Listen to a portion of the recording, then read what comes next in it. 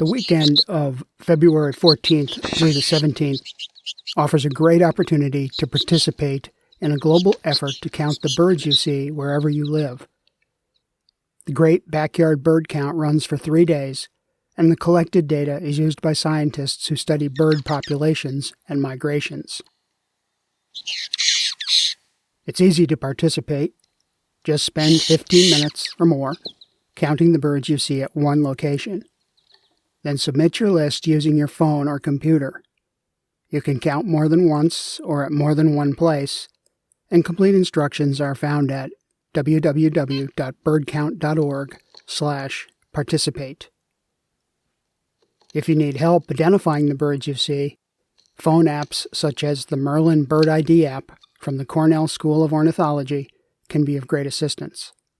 Or better yet, ask someone who knows their birds to lend a hand.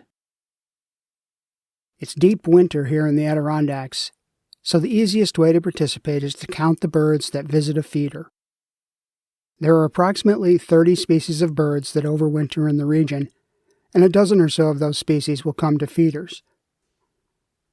We get nuthatches and finches, and of course, chickadees. But there can also be surprises. Turkeys, for example, come around to hang out under the feeders, waiting for the small birds to drop seeds. Last year, a turkey that visited a neighbor's feeder figured out that it could fly up and bang into the feeder to send down a shower of seeds.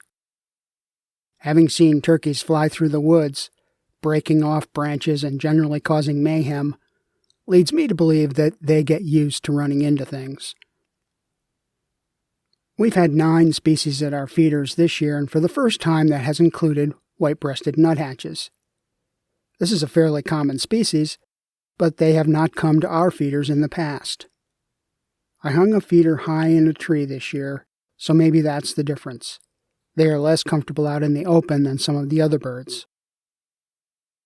Last year, a pair of cardinals hung around throughout much of the winter, but this winter has been colder and much snowier, and they are nowhere to be seen.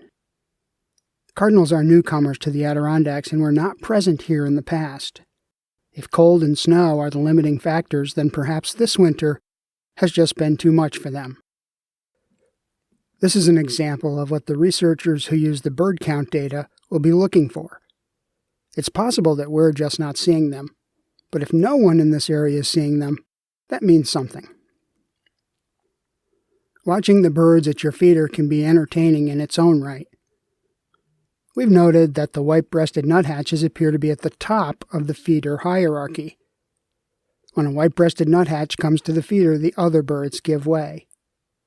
Juncos and red-breasted nuthatches are next in line, then the chickadees. Small birds tend to move around in multi-species flocks in the winter. There's safety in numbers, but there is a definite hierarchy. There's always something new and interesting if you look closely. Enjoy.